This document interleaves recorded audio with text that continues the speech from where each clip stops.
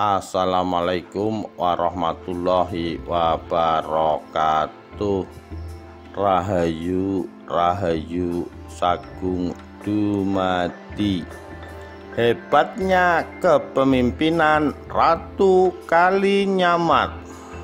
Ditulis oleh Damar Sasangka, Rabu 4 Agustus 2010.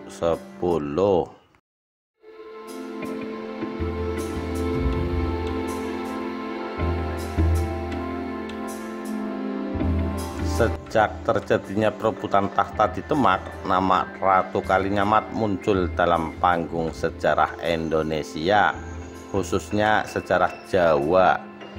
Dalam sejarah dinasti Demak, tokoh Ratu Kalinyamat mempunyai nama yang begitu menonjol ketika kerajaan itu mengalami kemerosotan akibat konflik perebutan tahta. Popularitasnya jauh lebih menonjol dibanding dengan Pangeran Hadiri, bahkan Sultan Prawata, Raja Demak keempat. Ratu Kalinyamat adalah putri pasangan Trenggana dan cucu Raden Patah, Sultan Demak yang pertama. Ratu Kalinyamat mempunyai nama asli Retna Kencana yang kemudian dikenal sebagai Ratu Kalinyamat. Retna Kencana kemudian tampil sebagai tokoh sentral dalam penyelesaian konflik di lingkungan keluarga Kesultanan Demak. Setelah kematian Arya Penangsang, Retna Kencana dilantik menjadi penguasa Jepara dengan gelar Ratu Kalinyamat. Penobatan ini ditandai dengan sengkala tahun yang diperhitungkan sama dengan tanggal 10 April 1549. Selama masa pemerintahannya, Jepara semakin pesat perkembangannya. Adanya gelar ratu menunjukkan bahwa di lingkungan istana kedudukannya cukup tinggi dan menentukan. Lazimnya gelar itu hanya dipakai oleh orang-orang tertentu, misalnya seorang raja wanita, permaisuri, atau putri sulung raja. Babat Demak Jilid 2 menempatkan Ratu Kalinyamat sebagai putri sulung Sultan Trenggana. Kalau ini benar, berarti gelar ratu sudah sepantasnya melekat padanya. Sebagai putri sulung raja, ia disebut Ratu Pembayun. Pernyataan ini memiliki kesesuaian dengan sumber Portugis yang menerangkan ketika ia datang di Banten pada tahun 1544, datanglah utusan Raja Demak, seorang wanita bangsawan tinggi bernama Nyai Pombaya. Besar kemungkinan yang dimaksud adalah Ratu Pembayun. Dengan demikian, gelar ratu itu diperoleh dari ayahnya dan bukan berasal dari suaminya yang hanya seorang penguasa daerah setingkat adipati. Menurut Babat Tanah Jawi, Sultan Trenggana mempunyai 6 orang putra. Putra sulung adalah seorang putri yang dinikahi oleh Pangeran Langgar, putra Ki Ageng Sampang dari Madura. Putra kedua seorang laki-laki yang bernama Pangeran Prawata, yang kelak menggantikan ayahnya menjadi Sultan Demak ketiga. Putra ketiga seorang putri yang menikah dengan Pangeran Kalinyamat. Putra keempat juga seorang putri yang menikah dengan seorang pangeran dari Kasultanan Cirebon. Putra kelima juga putri menikah dengan Raden Cakatingkir yang kelak menjadi Sultan Pajang bergelar Sultan Hadiwijaya. Adapun putra bungsu adalah Pangeran Timur yang masih sangat muda ketika ayahnya wafat. Dalam sumber-sumber sejarah Jawa Barat dijumpai nama Ratu Arya Japara atau Ratu Jepara untuk menyebut nama Ratu Kalinyamat. Ratu Kalinyamat dapat digambarkan sebagai tokoh wanita yang cerdas, berwibawa, bijaksana, dan pemberani. Kewibawaan dan kebijaksanaannya tercermin dalam peranannya sebagai pusat keluarga Kesultanan Demak. Walaupun Ratu Kalinyamat sendiri tidak berputra, namun ia dipercaya oleh saudara-saudaranya untuk mengasuh beberapa keponakannya. Menurut sumber-sumber sejarah tradisional dan cerita-cerita tutur di Jawa, Ternyata ia menjadi pusat keluarga kerajaan Demak yang telah tercerai-berai sesudah meninggalnya Sultan Trenggana dan Sultan Prawata. Ratu Kalinyamat adalah seorang raja perempuan yang bertempat tinggal di Kalinyamat, suatu daerah di Jepara yang sampai sekarang masih ada. Kalinyamat kira-kira 18 km dari Jepara masuk ke pedalaman di tepi jalan ke Jepara Kudus. Pada abad ke-16, Kalinyamat menjadi tempat kedudukan raja-raja di Jepara. Kalinyamat adalah nama suatu daerah yang juga dipakai sebagai nama penguasaannya.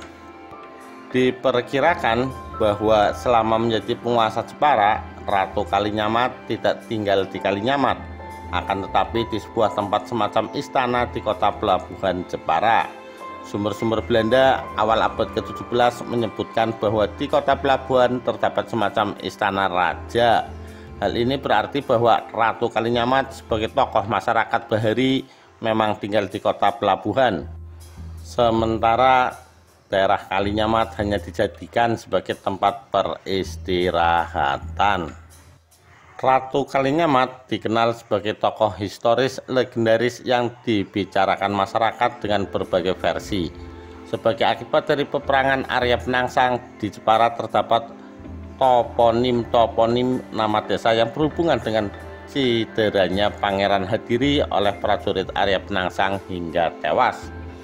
Di bawah pemerintahan Ratu Kalinyamat, Jepara semakin berkembang sebagai bandar perdagangan dan pelayaran.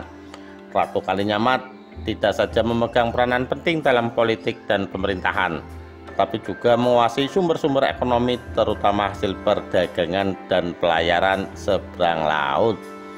Adanya sistem komenda menyebabkan Ratu Kalinyamat sebagai penguasa Jepara yang sangat kaya. Lagi pula ia memiliki angkatan laut yang cukup kuat untuk mendukung aktivitas pelayaran dan perdagangan seberang laut. Jepara berkembang menjadi bandar perdagangan dan bandar transito yang dikunjungi para pedagang dari berbagai bangsa dan suku bangsa. Oleh karena ia menguasai aktivitas ekonomi dan perdagangan itu, maka wajar jika ia dikenal sebagai penguasa yang sangat kaya. Kekayaan Ratu Kalinyamat merupakan faktor pendukung utama bagi kekuatan politiknya.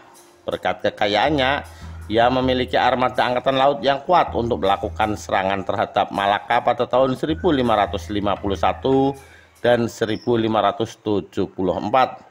Serangan itu dilakukan atas dukungan terhadap kerajaan Johor dan Aceh yang memintanya untuk membantu mengusir Portugis dari Malaka. Permintaan kedua kerajaan itu memberikan gambaran bahwa secara politis Ratu Kalinyamat dikenal sebagai penguasa yang sangat kuat dan namanya cukup termasyhur.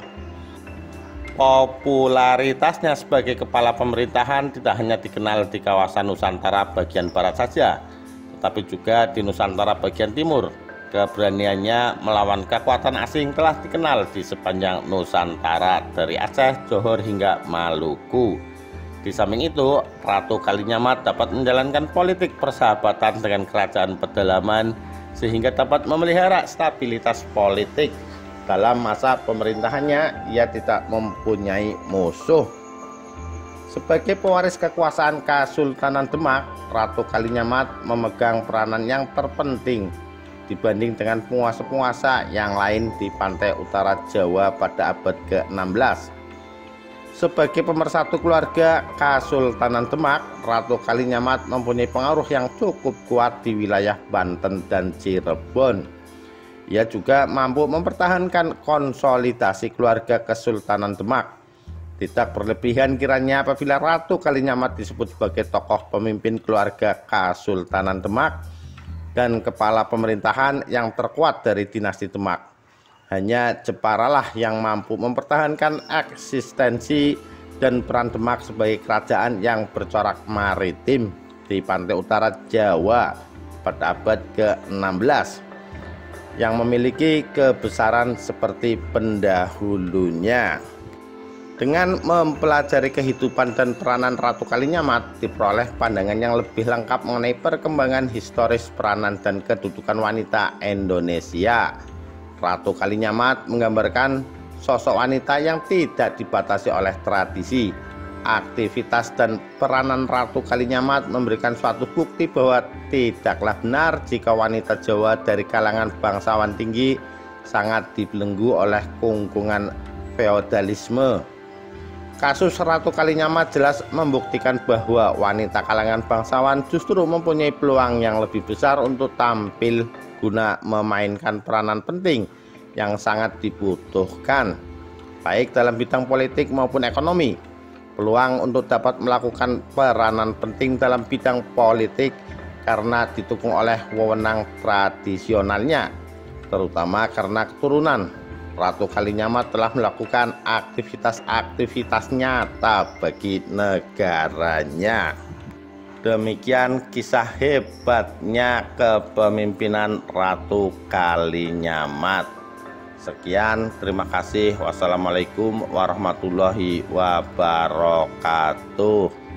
Rahayu, Rahayu Sagung Dumadi.